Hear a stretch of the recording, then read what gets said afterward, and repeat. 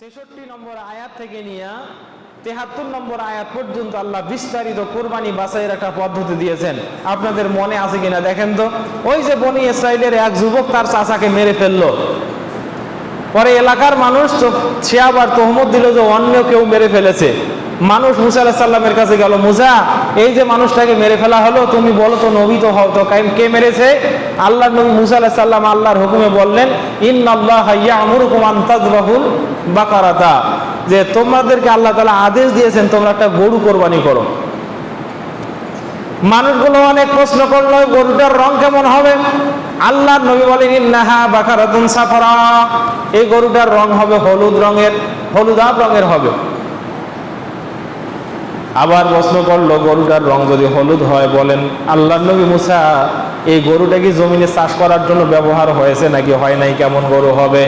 আল্লাহর নবী মুসা বলেন, এই গরুটা জমিনে চাষ করার কাজে ব্যবহার হবে না, বরং এই গরুটা অধিক বয়সেরও হবে না, আবার একেবারে প্রাথমিক বয়সেরও হবে না।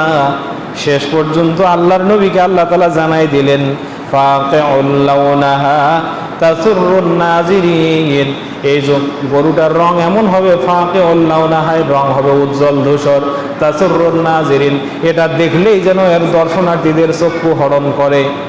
তার মানে এটা দেখলেই যেন একটু মায়া লাগে, একটু যেন ভালো মনে হয়, মানুষ যেন এট এ গ্লান্স দেখে মনে করে যে পশুটা মজবুত। কোরবানি পশু বাছাইয়ের ধরন হলো ফাকিউল লাউনাহা, এই কোরবানির পশু হবে উজ্জ্বল, একেবারে চোখে ধরার মতো, তাসুরুন নাজিরিন, দূর থেকে মানুষ দেখেই যেন মনে করে যে পশুটা সহি আছে, মানুষের দৃষ্টি হরণকারী, যার উপরে দৃষ্টি পড়বেই এরকম যোগ্যতা সম্পন্ন পশু আপনাকে বাছাই করতে হবে। শুধু তাই নয়, আল্লাহর নবী, বিশ্ব নবী মুহাম্মদুর রাসূলুল্লাহ সাল্লাল্লাহু আলাইহি ওয়াসাল্লাম পশু কোরবানি করেছেন ফাহিলা। আল্লাহর রাসূল সাল্লাল্লাহু আলাইহি ওয়াসাল্লাম দুম্বা কোরবানি করেছেন, লম্বা শিংওয়ালা এবং হৃষ্টপৃষ্ট ধূসর বর্ণের, যার লম্বা শিং ছিল, শিংওয়ালা ধূসর বর্ণের মোটা তাজা পশু তিনি কোরবানি করেছেন। এবং আল্লাহর রাসূল সাল্লাল্লাহু আলাইহি ওয়াসাল্লাম মদিনার এই পশু কোরবানির যে ধরন ছিল সেটা হলো ইয়ানজুরু ফি সাওদা ফি সাওয়াদ, এটা অন্ধকারে দেখতো, ইয়াকুলু ফি সাওয়াদ, কালোতে খাইতো, আর পরে ওয়ায়ামশি ফি সাওয়াদ, এবং কালোতে হাঁটতো, কালোতে চলতো, কালোতে হাঁটতো, কালোতে খাইতো। মানে হয়তো বোঝেন নাই, এর চোখ ছিল কালো, এর গায়ের চামড়া ছিল কালো, মনে হয় যে জায়গাটাতে দাঁড়িয়েছিল ওই জায়গাটাও ছিল কালো। এত কালো কুচকুচে বর্ণের দুম্বা তিনি কোরবানি দিয়েছেন, বা খাসি জাতীয় দুম্বা তিনি কোরবানি দিয়েছেন।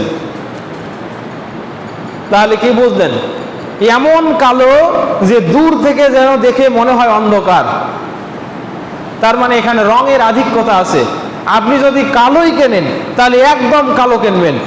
এই হাদিসের সূক্ষ্ম শিক্ষা হলো, আপনি যদি সাদা কেনেন একদম ধবধবে সাদা প্রাণী কিনবেন, আপনি যদি লাল কেনেন একদম একেবারে লাল বর্ণের প্রাণী কিনবেন, আপনি যদি হলুদ কেনেন একেবারে হলুদ বর্ণের প্রাণী কিনবেন, যার রং একেবারে চকচকে ঝকঝকে উজ্জ্বল। কোরবানির পশু বাজারে যাবেন আর একটা ধরে আনবেন এমনটা নয়। সম্মানিত হাজিরিন, এরপরে পশুদের দাঁত দেখবেন, দাঁত। আল্লাহ রাসূল সাল্লাল্লাহু আলাইহি ওয়াসাল্লাম বলছেন, হযরত জাবের রাদিয়াল্লাহু হাদিস এটা, ক্বালা রাসূলুল্লাহ সাল্লাল্লাহু আলাইহি ওয়াসাল্লাম লা তাযবাহু ইল্লা মুসিন্নাতান, যে তোমরা খবরদার দাঁতওয়ালা প্রাণী ছাড়া জবেহ করো না। দাঁতওয়ালা প্রাণী বলতে যে প্রাণীর দাঁত উঠেছে, দুধের দাঁত না, দুধের দাঁত ভেঙে গেছে এরপরে খাওয়ার দাঁত উঠেছে, এরকম প্রাণী তোমরা জবেহ করবা, কোরবানি করবা। তবে আরেকটি মাসালা এখানে আছে, প্রাণী জবেহের ক্ষেত্রে আপনাকে দাঁতওয়ালা প্রাণীকে প্রাধান্য দিতে হবে। ছাগল যদি আপনার বাড়িতে পোষা হয় কিংবা বাজারেও গিয়েও কেনেন, তাহলে অবশ্যই মুসিন্নাতান, 1 বছর পূর্ণ হতে হবে। 1 বছর পূর্ণের কম ছাগল কোরবানি কোনোভাবেই হবে না। তবে আল্লাহর রাসূল সাল্লাল্লাহু আলাইহি ওয়াসাল্লাম আরেকটা জায়গায় বলেছেন, ইল্লা আইয়ুসারা আলাইকুম, তবে যদি তোমাদের কাছে কোরবানি কঠিন মনে হয়, যে অর্থের অসংকুলান বা দরিদ্র হয়ে গেছো, অর্থের অভাব, এই মুহূর্তে দাঁতওয়ালা প্রাণী বাজারে কেনাটা কষ্টকর, তাহলে রাসূল সাল্লাল্লাহু আলাইহি ওয়াসাল্লাম বলেছেন ফাতাজবাহু জাযাতান মিনাদ দানি, তাহলে তোমরা ভেড়ার 6 মাস বয়সের বাচ্চা কোরবানি করতে পারো। ভেড়া বোঝেন তো, ভেড়া চেনেন? ভেড়া যদি 6 মাস বয়সেরও বাচ্চা হয় তাহলে সেটা কোরবানি করা যাবে। অন্য হাদিসে এসেছে যে বকরির 1 বছর বয়স যেমন হয়, ভেড়ার 6 মাস বয়স একই সমান। ছাগলের 1 বছর বয়স এবং ভেড়ার 6 মাস বয়স কেলাহুমা মুসাওয়াতুন ফিল ইসলাম, ইসলামের দৃষ্টিতে দুটাই সমান মানের। সুতরাং 6 মাসের বকরি কোরবানি করা যাবে না, কিন্তু 6 মাসের ভেড়া কোরবানি করা যাবে। কোনো ব্যক্তি যদি মনে করে এবারে কোরবানি তার উপরে কঠিন, সে যেন কখনোই উপস্থিত না হয় মুসাল্লানা, আমাদের ঈদগাহে সে যেন উপস্থিত না হয়। যে ব্যক্তির কোরবানি করার মতো সামর্থ্য আছে কিন্তু তিনি হেলা করে কোরবানি দেননি। তার মানে এখানে একটি সামর্থ্যেরও বিষয় আছে। তবে আপনার অ্যাটলিস্ট একটা সামর্থ্য হতে হবে। সামর্থ্যটা কি? এই যে হাদিসটা আপনাকে এই একটু আগে বললাম, ইল্লা আইয়ুসারা আলাইকুম, যদি আপনার কাছে খুব কঠিন মনে হয় যে আমি দাঁতওয়ালা কোরবানি বা ধূসর রুষ্টপুষ্ট পশু কোরবানি করতে পারবো না, সেরকম অর্থ নাই, তাহলে রাসূল সাল্লাল্লাহু আলাইহি ওয়াসাল্লাম বলছেন তোমরা ভেড়া থেকে 6 মাসের একটা বাচ্চা হলেও কোরবানি করো। এখন অ্যাটলিস্ট এই 6 মাসি বাচ্চাটাও ক্রয় করার ক্ষমতা যদি তার কারো না থাকে, তাহলে আমাদের আলেমদের সালাফদের মতে ওই ব্যক্তির উপরে কোরবানি দরকার নেই। অ্যাটলিস্ট একটা মিনিমাম একটা যোগ্যতা আছে, অর্থনৈতিক যোগ্যতা। এই যোগ্যতাও যদি কারো না থাকে তাহলে ইসলাম কি? আল উজরাতু তাবিউল মাহজুরা, ইসলাম কাউকে বাধ্য করে না, বরং ইসলাম হলো সুলভ এবং সহজবোধ্যতার ধর্ম। ব্যক্তি সহজেই ইসলাম পালন করবে, এটা ইসলাম জানায়। তাহলে কোন ব্যক্তিকে কোরবানি করতে হবে আপনারা কি বুঝতে পেরেছেন? অ্যাটলিস্ট মিনিমাম একটা যোগ্যতা, অর্থনৈতিক যোগ্যতা তার থাকতে হবে। বাজারে একটা 6 মাসের ভেড়ার বাচ্চা কোরবানি করতে গেলে বা কিনতে গেলে কতটুকু আর টাকা লাগবে? অনেক মানুষ আবার বলে হুজুর ঋণগ্রস্ত আছি, ওর 5 কোটি টাকা ব্যাংকে ঋণ, সেই ঋণ আবার এনে দিচ্ছে 5,000 টাকার কোরবানি কেনা, সে তার সামর্থ্য নেই।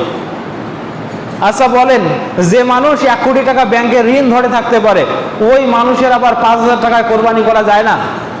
করণের ক্ষেত্রে খুব সাবধান হতে হবে। 4 ধরনের পশু আপনি কোরবানির জন্য বাছাই করতে পারবেন। ধরনের পশু আমরা কোরবানি করা থেকে বিরত থাকব, মানে কোন ধরনের পশু আমরা কোরবানির জন্য বাছাই করতে পারবো না, আপনি সে কথা বলেন। আল্লাহ রাসূল সাল্লাল্লাহু আলাইহি ওয়াসাল্লাম ফাআশারা বিয়াদিহি ফাকালা আরবাআ, আল্লাহ রাসূল সাল্লাল্লাহু আলাইহি ওয়াসাল্লাম নিজ হাতে ইশারা করলেন 4 ধরনের পশু তোমরা কোরবানি করবে না, 4 ধরনের পশু কোরবানি করা থেকে দূরে থাকবে। আমার মায়েরা বোনেরা খুব ভালো করে শুনবেন, কোরবানি যেমন পুরুষের উপরে, কোরবানি তেমন মহিলাদের উপরে। আল্লাহ রাসূল সাল্লাল্লাহু আলাইহি ওয়াসাল্লাম প্রতি বছর তার স্ত্রীগণের নামে নামে কোরবানি করেছেন, বলেন না সুবহানাল্লাহ।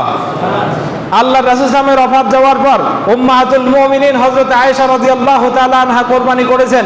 সুতরাং মহিলারা যারা অর্থবিত্তের অধিকারী কিংবা স্বামীর কাছে অর্থের প্রাপ্যতা আছে অথবা স্বামীর অধীনস্থ যে মহিলাগণ আছেন, স্বামীর উচিত হবে নিজের নামে নিজে যেমন কোরবানি করা, তেমনি তার স্ত্রীর জন্য একটা প্রাণী ছোট্ট হলেও এনে কোরবানি দেওয়া। দেখেন, কোরবানি পারিবারিক বিষয় নয়, কোরবানি হলো ব্যক্তিগত বিষয়। আপনার কাছে এই কথা নতুন মনে হতে পারে, কোরবানি হলো ব্যক্তিগত বিষয়, এই কথা আমি পরে আসছি। কোরবানি যে ব্যক্তিগত বিষয় এটা আমি প্রমাণ করে দেবো ইনশাআল্লাহ। কোরবানি পারিবারিক বিষয় নয়। তাহলে মায়েরাও ভালো করে শুনবেন, আপনারাও যখন কোরবানির পশু বাছাই করবেন এই 4 ধরনের পশু আপনারা কোরবানি করতে পারবেন না। 1 নম্বর আল আরজাউ আল বাইয়িনু জালউহা, এমন খোরা প্রাণী যে খোরা প্রাণী কোরবানির জায়গা পর্যন্ত যাইতে পারে না, ন্যাংরা, যার 1 পা লুলা হয়ে গেছে অথবা ভেঙে গেছে অথবা কেটে গেছে, সুলভ স্বাভাবিক প্রাণীর মতো কোরবানির জায়গা পর্যন্ত যে যেতে পারে না, এরকম পশু কোরবানির জন্য চয়েস করা যাবে না। 2, এমন কানা প্রাণী যে চক্ষু নষ্ট হয়ে গেছে, ও দেখে দেখে কোরবানির জায়গা পর্যন্ত যেতে পারে না অথবা স্বাভাবিক চলনশীলতা নেই, এইরকম কানা প্রাণীও কোরবানি করা যাবে না।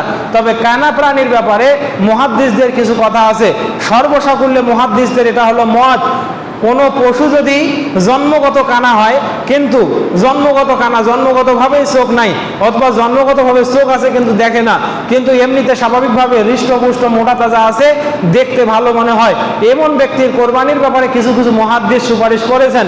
তবে ইন অ্যাবসেন্স অফ সহি প্রাণী, যদি আপনি শুদ্ধ প্রাণী খুঁজে না পান, সেক্ষেত্রে আপনি কোরবানি করতে পারবেন, লা বাসা ফিহি। কিন্তু যদি এটার পরিবর্তে সহি প্রাণী বাজারে পাওয়া যায়, তাহলে আর এই কানা প্রাণী চলবে। আর যেটা জন্ম নেওয়ার পরে চলতে চলতে কোনোভাবে আঘাত পেয়ে অথবা কোনো খোসার কারণে কানা হয়ে গেছে, এরকম প্রাণী কখনোই চলবে না। এরপরে আল্লাহ রাসূল সাল্লাল্লাহু আলাইহি ওয়াসাল্লাম বলছেন, আল মারিজ আল্লাযী আল বাইয়িনু মারদুহা, এমন রুগ্ন প্রাণী যে প্রাণীর রোগ স্পষ্ট হয়ে গেছে, মানে বাহ্যিকভাবে কোনো রোগ দেখা যায় না, কিন্তু প্রাণীটা দেখে মনে হয় রুগ্ন। বাহ্যিকভাবে চামড়ার উপরে হয়তো কোনো রোগ নাই, অথবা মাথায় চোখে পায়ে কোনো রোগ নাই, কিন্তু এমন তার শরীরের অবস্থা যে দেখেই মনে হয় এটা রুগ্ন, এরকম স্পষ্ট রুগ্ন প্রাণী কোরবানির জন্য চুজ করা যাবে না। এরপরে আল্লাহ রাসূল সাল্লাল্লাহু আলাইহি ওয়াসাল্লাম বলছেন, চতুর্থ নম্বর প্রাণী হলো ওয়াল আযফা আল্লাতী লা তাকনা, এমন দুর্বল প্রাণী যে প্রাণীর হাড়ের মজ্জা শুকিয়ে গেছে। এই দুটা কথাই প্রায় সেম, রুগ্ন, রোগ হলে পরে প্রাণীর হাড়ের মজ্জা শুকিয়ে যায়। দেখেন, যে মানুষেরা বৃদ্ধ হয়ে যায়, এই মানুষদের হাড় দুর্বল হয়ে যায়। কেন হাড় দুর্বল হয়ে যায়? হাড়ের ভিতরে যে প্রোটিন, ক্যালসিয়াম থাকা দরকার, এই ক্যালসিয়ামের আধিক্য কমে যাওয়ার কারণে তাদের হাড়গুলো দুর্বল হয়, এবং অল্প আঘাতের কারণেই এই হাড় ভেঙে যাওয়ার সম্ভাবনা থাকে। আছে না, হয় না এরকম? যে প্রাণীগুলো দুর্বল, এই প্রাণীগুলোর হাড় শুকনা, যে প্রাণীগুলো রুগ্ন, এই প্রাণীগুলোর হাড় শুকনা। আপনি বাহ্যত দৃষ্টিতে এরকম এমন শুকনা প্রাণী যার হাড়ের মজ্জা শুকিয়ে গেছে, এরকম প্রাণী স্বল্প মূল্যে ক্রয় করে নামমাত্র কোরবানির জন্য কিনবেন, এটা কখনো জায়েজ হবে? দেখেন, আপনার টাকার পরিমাণ কম হোক, যত পরিমাণ কম প্রাণী তত ছোট কিনবেন। প্রাণীর মিনিমাম একটা বয়স দেয়া আছে, নির্ধারণ করে দেয়া আছে, আপনি সেই বয়সের আপনার রেঞ্জের ভিতরে কিনবেন। কিন্তু টাকার পরিমাণ 10,000, কিন্তু এমন গরু কিনেছেন যে গরু হৃষ্টপুষ্ট হলে তার দাম হইতো 50,000। আপনি মনে করছেন 10,000 টাকা দিয়ে গরু কিনলাম বা 20,000 টাকা দিয়ে গরু কিনলাম, যে গরুটা আর একটু মোটা তাজা বা ভালো হলে বাজার মূল্য তার হয়তো 50,000। কোথায় কিনলেন আপনি 20,000, আর ভালো হলে বাজার মূল্য হতো কয় হাজার? 50,000। আমি আপনাকে বুঝাতে চাচ্ছি, টাকার পরিমাণটা ফ্যাক্ট নয়। আপনি যত বড় প্রাণী কিনুন না কেন, প্রাণী কেনার ক্ষেত্রে অবশ্যই আপনাকে সর্বোচ্চ মোটা তাজা ভালো প্রাণীটা ওই মানের বাজেট দিয়ে কিনতে হবে। আপনার যদি টাকার পরিমাণ কম হয়, আপনি এবছর গরু কোরবানি বাদ দেন, ছাগল কোরবানি করেন, ভেড়া কোরবানি করেন, দুম্বা কোরবানি করেন, কোনো সমস্যা নেই। আপনার যদি টাকার পরিমাণ বেশি হয়, তাহলে আপনার যোগ্যতা অনুযায়ী আপনি ভেড়া ছাগল বাদ দিয়ে গরু কোরবানি করেন। তবে এরকম আবার করিয়েন না 50,000 টাকার গরু স্বল্প মূল্যে শুকিয়ে যাওয়ার কারণে বা রোগগ্রস্ত হওয়ার কারণে 25 থেকে 30,000 টাকা দিয়ে কিনলেন, আর বলছেন যে 25 থেকে 30,000 টাকায় গরু কিনছি। আপনি মনে হয় আমার কথাগুলো বুঝতে পারেননি, কথা বুঝেছেন কিনা? সুতরাং আপনার কোরবানির পশু যত বড়ই হোক, তার বাড়ন্ত অনুযায়ী, তার বয়স অনুযায়ী, তার দেহ অনুযায়ী তার শরীরের পরিপুষ্টতা থাকা দরকার। শরীরের পরিপুষ্টতা নেই, যেন তেন মূল্যে কিনেছেন, এমন কোরবানি করার চেয়ে না করাই উত্তম। সম্মানিত হাজিরিন, তাহলে আমরা এই 4 ধরনের পশু কোরবানি করব না। 1 খোড়া, 2 কানা, 3 রুগ্ন, 4 এমন শুকনা প্রাণী যার হাড়ের মজ্জা শুকিয়ে গেছে। মানে 4টাই রোগের সাথে সম্পৃক্ত। কিসের সাথে সম্পৃক্ত? রোগের সাথে সম্পৃক্ত। সুতরাং দেখেই যেটাকে রোগা মনে হবে, দেখেই যেটাকে অসুস্থ মনে হবে, এইরকম প্রাণী। আবার আরেকটি বিষয় খেয়াল রাখবেন, আপনি দেখছেন একটা প্রাণী যথেষ্ট হৃষ্টপুষ্ট, বাট দেখে মনে হচ্ছে এটা রোগা। আপনি দেখছেন প্রাণীটা যথেষ্ট হৃষ্টপুষ্ট আছে, সুন্দরও দেখতে, বাট আপনার কাছে কেমন যেন তার প্রাণীটার আচরণ অস্বাভাবিক মনে হচ্ছে, আপনি মনে করতে পারছেন যে এটা রোগ হতে পারে।